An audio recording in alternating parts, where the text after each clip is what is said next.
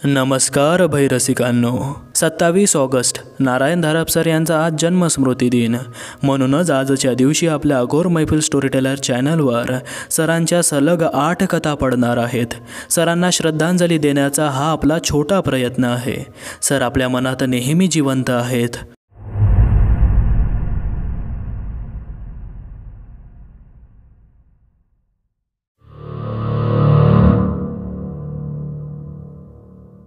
देशपांड्यांच्या घरात मला जागा कशी मिळाली याचं अनेकांनी नवल केलं. कदाचित त्या गावाला मी संपूर्ण नौखा असल्यानं मला प्रत्येक घराची आणि त्यातल्या माणसांची अजिबात माहिती नव्हती. निवाठीतल्या कोणाचीच देशपांड्यांना जागेबद्दल विचारायचीच हाती झाली नसती. ते कित्येक वर्ष कोणी त्या बंद दरवाजावर थापही मारलेली नाही. असे निवाठीवर बेकळ खास नाहीत, पण ते देशपांड्याच्या वाटेला जात नव्हते एवढं मात्र खरं. मला गावात जागा हवी होती आणि बंद दारा खिडक्यांचे ते घर पाहून मी दारावर थाप मारली. वेळ दुपारी 2:15 होती. दुपारची शांतता मोठी अनैसर्गिक वाटते. निदान शहरातून आलेल्या मला तरी तसं वाटलं. दोन्ही बाजूंना मरगळलेली झाडं होती. ती संपली आणि गावातली घरं लागली. आत कोणी राहत असेल असं वाटूच नाही इतकी सामसूम. देशपांड्यांचं घर उजवीकडून 5वं होतं. निरुद्योगी मन किती लहान सहान गोष्टी टिपून घेतं याचा हा पुरावा. जास्तीत जास्त नाही म्हणतील, आणखी काय होईल असा विचार करून मी अंगणात शिरलो आणि दारावर थाप दिली. गावात वीज आली होती, पण या घरात विजेच्या तारा पोहोचल्या नव्हत्या. दारावर घंटेचे बटनही नव्हते. बाहेर सर्वत्र इतकी शांतता नसती तर तो हालचालीचा आवाज मला ऐकूही आला नसता आणि मी बाहेर पडलो असतो. पण मी तो आवाज ऐकला. दाराच्या आतल्या बाजूस कोणीतरी उभं होतं. कपड्यांचा आवाज, पाय जमिनीवर घासल्याचा आवाज, सगळं व्यवस्थित कानावर येत होतं. पण जे कोणी दारामागे उभं होतं ते नुसतंच उभं असावं. दार उघडण्याची काही खूण दिसेना. निरुद्योगी मनाचा आणखी एक अव्यापारेषु व्यापार. दारामागे कोण आहे? असे का उभे आहे? कशाची वाट पाहत आहे? मी निघून जाण्याची? मग दार उघडून तसं सांगत का नाही? किंचित रागाने मी दारावर आणखी एक थाप दिली आणि जरा मोठ्याने म्हणालो, आत कोणी आहे का? जरा दार उघडा. दार उघडत होते. 1 कडी, 2 कड्या, 3 कड्या काढल्याचा आवाज आला आणि दार जरासे उघडले. कोण आहे? काय हवं? एक थकलेला आवाज आला. आत इतका काळोख होता की मला बोलणारी व्यक्तीसुद्धा दिसत नव्हती. इतर काही दिसणं तर दूरच राहिलं. मी परगावाहून आलेलो आहे. राहायला जागा शोधतो आहे. तुमच्याकडे त्याची चौकशी करायची होती. कोणी सांगितलं इथं चौकशी करायला? आवाज चिडचिडा संशयी झाला होता. बोलणारी स्त्री असावी असा समज होत होता. कोणी नाही. मी कोणाशी बोललोही नाही. दार आणखी उघडले. बोलणारी व्यक्ती मागे सरली. आत या. उघड्या दारात बोलणं नको. आतापर्यंतच्या घटनांचा मनावर एक अनिष्ट परिणाम झाला होता आणि क्षणभर वाटलं होतं की आत पाऊल टाकूच नये. पण तो विचार टिकला नाही.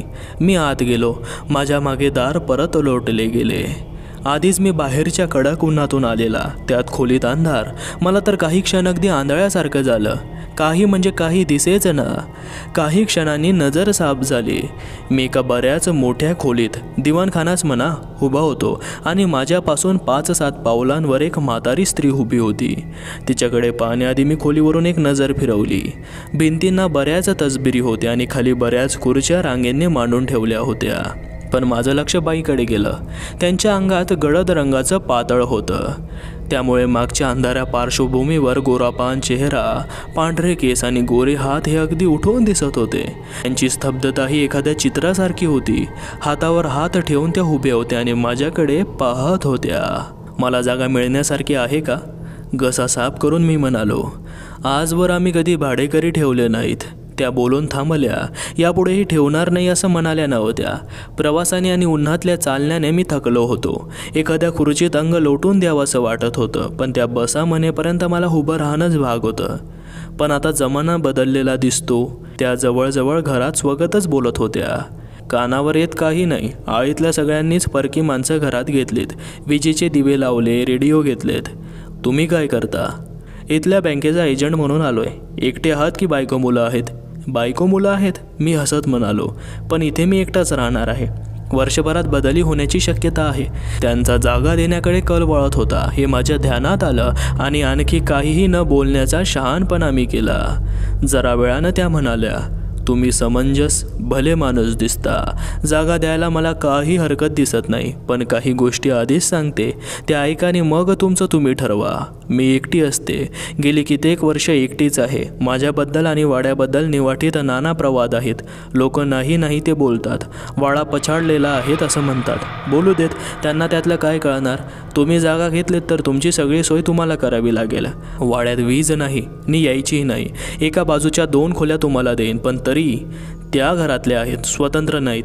माझी तशी फार वर्दळ नाही, पण जी काय आहे ती मात्र चालूच राहील. तुमच्याकडे कोणी आलं तर दिवसा उजेडीच येऊ दे, रात्री अपरात्री नको. मी अजूनपर्यंत तरी त्यांची एकच खोली पाहिली होती आणि त्या इतक्या अटी घालत होत्या. त्याही वेळी त्यांचे आभार मानून बाहेर पडता आलं असतं, पण मी म्हणालो, मला खोल्या दाखवा, भाड्याचंही सांगा. उत्तरेकडच्या 2 खोल्या मी त्याच संध्याकाळपासून घेतल्या. माई देशपांडे वयानं 65च्या आसपासच्या होत्या. ही सर्व माहिती मला बाहेरून समजली. मी आणि माई परस्परांना क्वचितच दिसत होतो आणि त्याहूनही कमी वेळा परस्परांशी बोलत होतो. देशपांडे हे त्यांचं माहेरचं नाव. त्यांनी लग्न केलंच नव्हतं. एवढंच नाही, अगदी मागच्या काही वर्षांपूर्वीपर्यंत त्यांच्या 2 बहिणीही त्यांच्याबरोबरच राहत होत्या. एक थोरली आणि एक धाकटी. तिघी अविवाहित होत्या. गावातल्या वृद्ध माणसांची सर्वात जुनी आठवण आपल्या 3 मुलींना घेऊन निवाठीतल्या आलेल्या देशपांडे मास्तरांची होती. लिहिता वाचता येत होते म्हणून देशपांडे मास्तर हे नाव. तसा त्यांचा व्यवसाय ठराविक नव्हता.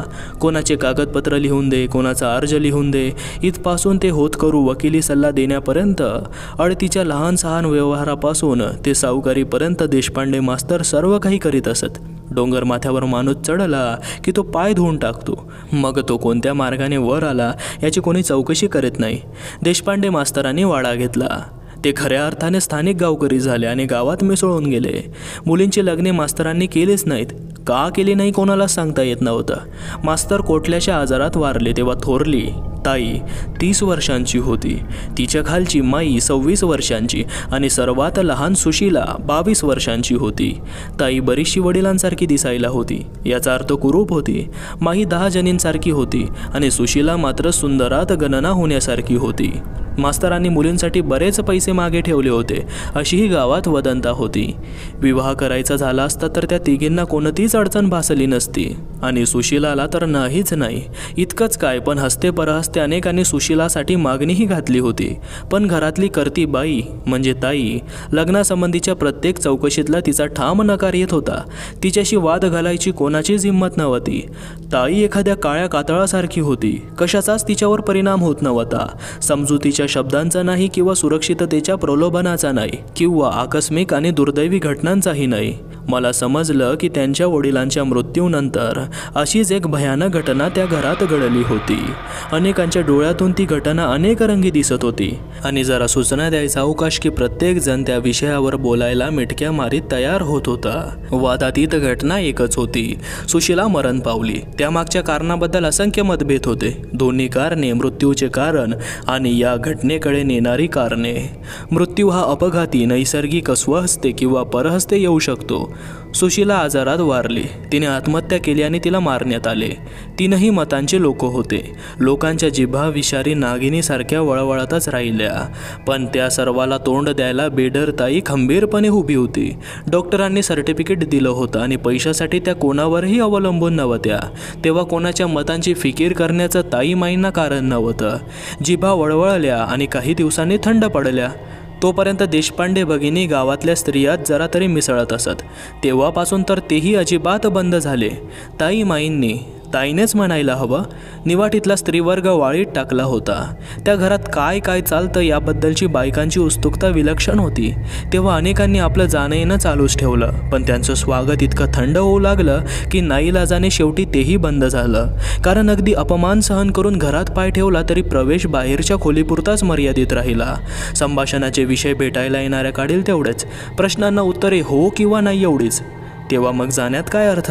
देशपांडेंच्या वाड्याभोवती रहस्यमयतेचं एक कवच तयार झालं. रहस्यमय वातावरणात अफवा मूळ धरतात आणि फोफावतात. तेव्हा देशपांडेची वासतू झपाटलेली आहे हा समज पसरला तर त्यात फारसं नवल नव्हतं. स्वयंपूर्ण व स्वावलंबी माणसं समाजाला नेहमीच प्रिय असतात असं नाही. तेव्हा देशपांड्यांच्या बंद घराबद्दलचा द्वेषही लोकांच्या मनात असणं शक्य आहे. अपरिचिताची भीतीही मनावर मोठं दडपण आणू शकते. त्यातूनही या अफवा निघाल्या असतील, पण अनेकांच्या तोंडून तोच आरोप ऐकल्यावर मनात विचार आल्याशिवाय राहिला नाही की यामागे सत्याचा लहानसा तरी भाग नसेल का. यालाच पुष्टी देणारी एक हकीकत मला निवाटीच्या पोलीस सब इन्स्पेक्टरकडून कळली. हकीकत अपूर्ण होती पण मोठी सूचक होती. निवाटीचा कासिम भुरट्या चोऱ्या करतो हे सर्वांना माहीत होतं. लहान सहान गुन्ह्यावरून तो कधी 6 महिने तर कधी वर्षभर अशी तुरुंगाची हवा खाऊनही आला होता. कासिम मोठा हुरहुन्नरी होता. अनेकांची अनेक लहान सहान दुरुस्तीची कामं तर करून द्यायचा, पण सज्जनपणे राहायचा कंटाळा आला की त्याला चोरीचा मोह व्हायचा. पुढचा सगळा इतिहास गावाला पाठ होता. गावाच्या अळणी आयुष्याला कासिम म्हणजे एक करमणूकच होती. त्याला हद्दपार करण्याच्या सूचनेला सरपंचांनी सुद्धा विरोध केला होता. देशपांड्यांच्या घरात कासिमचा कधीच प्रवेश झाला नव्हता. चोरी करण्याआधी यायच्या जायच्या पळवाटा पाहून ठेवायची त्याला संधी मिळाली नव्हती. तेव्हा तो प्रयत्न अविचारीपणाच होता, पण एका अमावस्येच्या अंधाऱ्या रात्री त्याने ते साहस केलंच. देशपांड्यांच्या घरापासून चौकी अगदी जवळ आहे. आरडाओरड होताच कॉन्स्टेबल 5 मिनिटातच तेथे पोहोचला. मला सब इन्स्पेक्टर सांगत होते. घरात दोघीच होत्या तर? मी सहज विचारले. तुमच्या ध्यानात आलेलं नाही? आरडाओरडा त्यांचा नव्हता. त्यांचा नव्हता? मग? कासिम ओरडत होता, किंचाळत होता. एखादा वाघ नाही, एखादा संबंध मागे लागल्यासारखा किंचाळत पळत होता. मी एकदम ताठ उठून बसलो. हे सांगायला नकोच. मग पुढे काय? पुढे काही नाही. कॉन्स्टेबल जवळ येताच कासिमने त्याचे हात धरले. मागे कोणीतरी लागलंय असं काहीतरी बरळला, पण लागलेच त्याने भान सावरले आणि तो गप्प झाला. मागून एक शब्द बोलेना, पण त्याचं एकूण वागणं संशयास्पद होतं. म्हणून कॉन्स्टेबल आळीत चौकशी करीत निघाला. देशपांडेंच्या घरात वीज नाही हे तुम्हाला माहीत आहेच, पण आत प्रकाश होता. दार वाजताच थोरल्या बहिणीने दार उघडले. पोलीस पाहताच ती एकदम म्हणाली, सापडला का चोर? म्हणजे कासिम त्यांच्याच घरात शिरला होता तर. पण ताईंनाही चोरीची तक्रार नोंदवायची नव्हती. घरातलं काही झालेलं नाही असं त्या म्हणत होत्या. कॉन्स्टेबल बिचाऱ्यावर काय बोलणार? तो परत आला. कासिमला सकाळपर्यंत चौकीत डांबून त्याने आपला राग त्याच्यावर काढला. मी दुसऱ्या दिवशी पुढे तपासाचा प्रयत्न केला, पण शेवटी हाती काहीच आलं नाही. कासिम गप्प आणि ताईही गप्प, पण दोघांची कारणे वेगळी होती. कासिम बेदरला होता, त्याला तो विषयसुद्धा नको होता. पण ताई त्या बोलत नव्हत्या, पण त्यांच्या नजरेत एक छद्मीपणाचे हास्य दिसत होते. असं वाटत होतं की खरा प्रकार काय आहे तो त्यांना माहीत आहे, पण त्यावर बोलायची त्यांची इच्छा नाही किंवा त्यांना ती आवश्यकता वाटत नाही. हसते परहसते कासिमच्या हकीकतीला एक जास्तच विकृत स्वरूप आले हेही सांगायला नकोच. मला एवढी माहिती पुरवणारे काही मोठे निस्वार्थी नव्हते. त्यांचाही एक हेतू होता. देशपांड्यांच्या घराबद्दल त्यांना विलक्षण उत्सुकता होती. त्यांच्या संभाषणात प्रत्यक्ष आणि अप्रत्यक्ष अनेक प्रश्न येत. तुम्हाला तिथे विशेष काही जाणवतं का हो? हा बहुतेकांचा प्रश्न. काही नाही, मी म्हणत होतो. अजून तरी काही नाही. त्यांचे पडलेले चेहरे पाहून जरा हसून पुढे म्हणत होतो. पण मनात विचार येई, कोणी सुखासमाधानाने राहिलेलं यांना फावतच नाही काय? स्वतःचं आयुष्य खाजगीपणे 4 चौकांच्या नजरेआळ जगण्याचा देशपांडे भगिनींना हक्क नव्हता का? त्या घरात काय व्हावं अशी या साऱ्यांची इच्छा होती. देशपांडे घराण्याबद्दल मनात थोडीशी सहानुभूती निर्माण झाली होती, ही सत्य गोष्ट आहे. एकमेकांपासून अलिप्त राहण्याचे धोरण मी व माईंनीही पहिला महिनाभर कसोशीने पाळले. पण 2 सुशिक्षित समंजस माणसे अशी एकत्र टाकली गेल्यावर त्यांना एकमेकांची जाणीव झाल्याखेरीज कशी राहील? ते अपरिहार्यच होतं. महिन्याभरानंतर एक रविवारी सकाळी माई माझ्या दाराशी आल्या. जरा अवघडल्यासारख्या त्या दारातच उभ्या होत्या. या ना माई, आत या. आत नको, त्या दारापासूनच म्हणाल्या. आज तुम्हाला सुट्टी असेल ना रविवारची? हो. मग आज जेवायला माझ्याकडे यायला जमेल का? जेवायला? मी जरा आश्चर्याने म्हणालो. माईंची भीड जरा चेपलेली दिसली. मला तर असं वाटत होतं की परक्या माणसांशी बोलायची त्यांची सवयच गेली होती. महिनाभर मी तुमचं वागणं पाहते आहे आणि मगच मनाशी ठरवलं की यांना बोलवायला हरकत नाही. माझा एखादा सन्मान केल्यासारख्या त्या अभावितपणे बोलत होत्या. त्यांचं एकाकी निरुद्योगी आयुष्य एका क्षणात माझ्या डोळ्यांपुढे सरकलं. हो येईन की, पण काही खास करू नका, तरच येतो. बरं, 12ला आलात तरी चालेल. त्या गेल्या. माझ्या तथाकथित मित्रांना केवढा धक्का बसला असता. मी मनाशी विचार केला. मलाही त्यांच्या घराबद्दल कुतूहल नव्हतं असं थोडंच आहे. महिनाभर घरात राहूनही माझी जायची यायची वाट, माझ्या 2 खोल्या, अंगणातली विहीर आणि शेजारची मोरी वगैरे याखेरीज इतर काही मी पाहिलंच नव्हतं. पाहण्याचा प्रयत्नही केला नव्हता. तेव्हा मलाही या आमंत्रणात आकर्षण होतंच. घराची रचना अशी होती, दिवाणखान्यातून आत ओसरीवर दार उघडत होतं. दोन्ही अंगाला काटकोनात खोल्या होत्या. उजवीकडच्या 2 मी वापरत होतो, त्या पलीकडच्या दोन्ही बंद होत्या. डावीकडच्या 4 माईंकडे होत्या. ओसरीतून वर जिना जात होता, पण त्याचं दार बंद होतं. वर बहुतेक खोल्या नसाव्यात, बसकामाळा असावा असं वाटत होतं. खोल्यांच्या 2 रांगांमध्ये फरसबंद अंगण होतं. मागचा भाग भिंतीने बंद केला होता. भिंतीपाशीच विहीर होती, मोरी होती, पायखाना होता. अंगणात एकच पारिजातकाचे मोठे झाड होते. बाजू फारशी आकर्षक नव्हती, पण अतिशय स्वच्छ आणि शांत होती. ओसरीवर खूप मोठं घड्याळ होतं. त्यात 12चे ठोके पडताच मी खोलीबाहेर आलो. माई त्यांच्या दारातच उभ्या होत्या, पण मला पाहताच त्या म्हणाल्या, या ना. त्यांच्या मागोमाग मी आत आणि प्रथमच पाऊल टाकले. माईंनी मला एकदम जेवायला खोलीतच नेले, त्यामुळे बाहेरच्या खोलीवर मला फक्त एक ओझरता दृष्टिक्षेप टाकायला वेळ मिळाला. मनावर ठसला तो एक निर्जीव उदासपणा. सामान चांगलं असलं तरी ते केवळ भिंतीजवळ ओळीने मांडून ठेवल्यासारखं दिसत होतं. भिंतीचा रंग जुनाट आणि फिकट वाटत होता. खिडक्या उंच होत्या, त्यांच्यावर जाड पडदे सोडलेले होते. जेवायची व्यवस्था आत होती. एकच ताट घेतलेलं पाहून मी त्यांना माझ्याबरोबर जेवायचा आग्रह केला, पण त्यांची भीड चेपण्या इतका अनौपचारिकपणा अजून आमच्यात आला नव्हता. खरं म्हणजे निदान त्या भेटीत तरी मला फारच संकोचल्यासारखं झालं. त्यांच्या वयाच्या स्त्रीला सारखी उडबस करायला लावणं जड वाटत होतं, पण त्यासुद्धा कसल्या हट्टी, प्रत्येक जिनसेचं हवं नको करीत होत्या. शेवटी एकदाचं जेवण उरकलं आणि शिष्टाचारासाठी मी जरासा बाहेरच्या खोलीत बसलो. माझ्या मागोमाग माईही बाहेर आल्या. तुमचं व्हायचं असेल ना, मी उठत म्हणालो. दिला एवढा त्रास पुरे असं वाटत होतं. माझं होईल हो सावकाश, बसा की 5 मिनटं. एक खुर्ची घेत त्या म्हणाल्या आणि मग मलाही बसावंच लागलं. आम्ही 10-15 मिनटं बोलत होतो, पण त्या अगदीच निरर्थक गप्पा होत्या. एक तर आमच्यात समान विषय नव्हते आणि त्यांच्या गेल्या कितीतरी वर्षात बाह्य जगाशी संबंध झालेला नव्हता. पण माझी अशी समजूत झाली की काहीतरी बोलण्याचा त्यांचा मानस होता. शेवटपर्यंत त्या काही बोलल्याच नाहीत. कदाचित त्यांचा धीरही झाला नसेल. तेव्हा माझी ही कल्पना खरी होती का खोटी होती याचा पडताळाही आला नाही. काही वेळानं मी त्यांचा निरोप घेतला. भेटीत विशेष असं काहीच घडलं नव्हतं, पण परकेपणाचा अडसर मात्र दूर झाला होता. रोज संध्याकाळी मी बाहेरून जेवून आल्यावर आमचं 5-7 मिनटं बोलणं व्हायला लागलं. दररोज माझी शंका बळावत चालली की माईंच्या मनात काहीतरी टोचणी आहे. त्यांना ते एकदा बाहेर काढून टाकायचं आहे. आता इथं एक गोष्ट नमूद करून ठेवायला हवी. या गावात मी फक्त काही दिवसांसाठीच आलो होतो आणि गावातल्या भूतकालीन किंवा सध्याच्या घटनात मला फारसं कुतूहल नव्हतं. तेव्हा माईंचं काय असेल ते असो, मी ते जाणून घ्यायला उत्सुक नव्हतो आणि तसा कोणताही प्रयत्न मी केला नाही.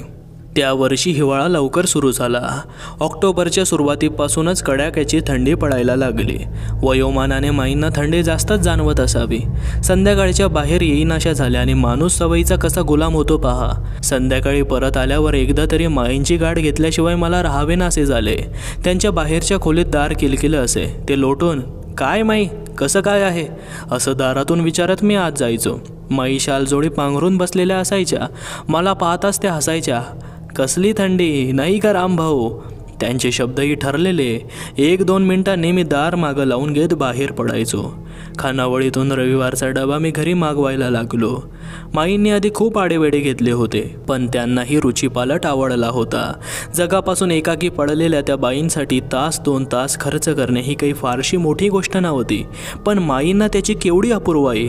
रविवारची त्या वाट पाहत असाव्यात असेही मला वाटे आणि त्यांच्या मनातला तो विचार आणखी वर पृष्ठभागाकडे येत होता. त्या कशाचा हिशेब करीत होत्या त्यांचं त्यांनाच माहीत, पण अजून उत्तर जुळत नसावं, कारण त्या काहीच बोलल्या नाहीत. पण पृष्ठभागाखाली काहीतरी आहे आणि त्याला स्पर्श झाला की माईंची उलाढाल होते हे अनेक वेळा माझ्या ध्यानात आलं होतं. उदाहरणार्थ मी एकदा त्यांना सहज विचारलं, माई, वरचा मजला मोकळा ठेवण्याऐवजी भाड्यानं का देत नाही तुम्ही? एकट्या एकट्या असता, सोबतही होईल तुम्हाला. त्यांचा बदलता चेहरा लक्षात येण्याआधी माझ्या तोंडून शब्द गेलेले होते. माई एकदम गोऱ्यामोऱ्या झाल्या होत्या. भाडेकरी वरच्या मजल्यावर? नाही ग बाई, त्या जोराने म्हणाल्या. हा विषय चुकला हे समजून मी काहीच बोललो नाही, पण त्यांनाच काहीतरी स्पष्टीकरण आवश्यक वाटलं असावं. रामभाऊ, सगळीच माणसं तुमच्यासारखी सज्जन थोडीच असतात. मी घरात एकटी, कोणाचा भरवसा सांगता येतो? हे एक झालं. विजेचा विषय निघाला तेव्हाही असंच. माई, जग बदलत चाललंय, वाड्यात वीज का नाही घेत? मी म्हणालो, प्रत्यक्ष वापरल्याशिवाय सोय किती होते ते कळायची नाही. कशाला हवा तो झगमगाट? त्या अर्धवट हसत म्हणाल्या, अहो माई, घराचा कानाकोपरा कसा उजळून निघेल पहा. त्यांच्या मनातल्या कोणत्या विचाराला स्पर्श झाला कोणास ठाऊक, पण त्यांचा चेहरा एकदम बावरल्यासारखा झाला. चेहऱ्यावरचं हास्य मावळलं. पण हे सर्व माझ्याकडून अगदी अभावितपणे होत होते. एखादा प्रश्न जाणून बुजून विचारण्याचा फक्त एकदाच प्रयत्न केल्याचं मला आठवतं. त्यांच्या वडिलांची आणि दोन्ही बहिणींची घरात एवढीशी सुद्धा आठवण नाही हे मला जरा खटकतच होतं. गेलेल्या माणसाच्या आठवणी दुःखद असतात, पण त्या दुःखातही काहीतरी गोडवा असतोच. आमची ओळख पक्की होईपर्यंत मी हा विषय काढला नाही, पण विषय काढण्याची संधी मात्र मी शोधत होतो. माईंनी एकदा माझ्या घरच्यांची बरीच चौकशी केल्यावर मी सहज आवाजात त्यांना विचारलं, माई, तुमच्या खाजगी गोष्टीत मला लक्ष घालायचं नाही, पण मला बाहेरून समजलं आहे की तुमच्या दोघी बहिणी इथेच राहत होत्यात. थोरल्या तर अगदी नुकत्याच गेल्या. त्यांचे फोटो किंवा असंच काहीतरी घरात अजिबात कसं दिसत नाही हो. बहिणी हा शब्द माझ्या तोंडून निघताच माई एकदम ताठ आणि निश्चल झाल्या होत्या. यावेळी मात्र मी शब्द आवर्ते घेतले नाहीत. मलाही या लफाछफीचा कंटाळाच आला होता. त्यांच्या प्रतिक्रियेकडे लक्ष न देता मी माझे वाक्य आणि माझा प्रश्न पुरा केला. माईंवरचा परिणाम अनपेक्षित होता. जागच्या जागी बसून त्या अक्षरशः थरथर कापत होत्या. काहीतरी बोलण्यासाठी त्यांनी 2-3दा ओठ लावले, पण त्यांच्याकडून शब्दच निघत नव्हता. त्या कडक थंडीतही त्यांच्या कपाळावर घामाचे थेंब चमकायला लागले होते. एक क्षणभर तर मला भीती वाटली की यांना आता फिटच येणार आहे, आणि माझ्या अघोरी कुतूहलाची मला शरम वाटली. पण सुदैवाने तसं काही झालं नाही. माई सावरल्या. त्यांनी हाताने चेहरा 2-3दा पुसल्यासारखा केला आणि मग त्या अगदी खालच्या घोगऱ्या आवाजात म्हणाल्या, रामभाऊ, तो विषय पुन्हा कधी म्हणून कधी काढू नका. आमची ती बैठक गोंधळातच संपली. शिष्टाचाराचा भंग केल्याची एक भावना माझ्या मनात होती, पण ती फार वेळ टिकली नाही. तसं पाहिलं तर माझा खरोखरीच काही दोष नव्हता. मी केलेली चौकशी अगदी नैसर्गिक होती. कुतूहल असलं तरी ते नैसर्गिक होतं. माईंच्या आयुष्यातल्या खाजगी आणि गुप्त गोष्टींची मला काही माहिती असण्याची शक्यताच नव्हती, पण राहून राहून मनात येत होतं की त्या एका अवचित प्रश्नाने त्यांच्या मनातल्या खोलवरच्या कोणत्या तरी मर्मस्थानाला हिसका बसला होता आणि त्यांचा जीव कासावीस झाला होता. आजवरच्या इतरही लहान सहान प्रसंगाची आठवण आता झाली. एकमेका शेजारी मांडली की मग त्यांचे स्वरूप योगायोगाने राहत नव्हते. सर्वांमागे एक कारण परंपरा आकार घेत होती. या बहिणींचं एकाकी राहणं, सुशीलाचा अपकाली संशयास्पद मृत्यू, लोकांची वागण्यातल्या ताईमाईंच्यातला बदल, देशपांडेंच्या वाड्याबद्दल उठलेल्या अफवा, बुरट्या चोराची, कासिमची चमत्कारिक हकीकत, माईंची चमत्कारिक वागणूक, भाडेकरी आणि वीज याबद्दलची त्यांची ती अस्वस्थता, हे सर्व योगायोग खासच नव्हतं. तर्काच्या आधारावर मनात एक कल्पनांचा मनोरा उभा राहत होता आणि कालच्या त्या प्रसंगाने त्यावर कळस चढवला गेला. माईंच्याकडे पाहण्याचा माझ्या नजरेत बदल झाला होता. त्यांची प्रत्येक हालचाल मी आता जरा साक्षेपी नजरेने पाहत होतो, आणि जी गोष्ट मला आधीच उमजायला हवी होती पण जी माझ्या औपचारिकपणाने मला उमजली नव्हती ती आता उघड झाली. माई सर्व वेळ आणि सर्वत्र एका दडपणाखाली वावरत होत्या, आणि हे दडपण भीतीचे होते. त्यांच्या मनात ती भीती अनामिक होती का तिला स्पष्ट आकार होता हे मला माहीत नव्हतं, पण माईंना प्रकाश नको होता, वरच्या मजल्याशी संबंध नको होता, बहिणीचा तर उल्लेखही नको होता. मन कधीच गप्प बसत नाही. माहीत असलेल्या गोष्टींची उलटसुलट मांडणी सदैव चालू असते. कासिमच्या घबराटीचा विचार सतत मनात येत होता. तेव्हा तर ताई हयात होत्या. सब इन्स्पेक्टरच्या सांगण्यावर विश्वास ठेवायचा म्हटला तर खरा प्रकार ताईंना माहीत होता. याचा अर्थ हे प्रकार ताईंच्या वेळेपासून चालू होते का? ताईबरोबरच माईंनाही हे सर्व माहीत होते का? आणि ताईंच्या नंतर ते ओझं एकट्या माईंच्या शिरावर पडलं होतं का? त्याचा संबंध वरच्या मजल्याशी होता का? नमस्कार अभयरसिकांनो, आजचा भाग कसा वाटला हे कमेंट करून नक्की सांगा. चॅनलला सबस्क्राईब करा, आणि हो, तुम्हाला आपल्या चॅनलला कुठल्याही प्रकारचा सपोर्ट करायचा असल्यास लिंक डिस्क्रिप्शनमध्ये दिली आहे. उद्याच्या थराराला नक्की या, ठीक 9:06 तोवर काळजी घ्या.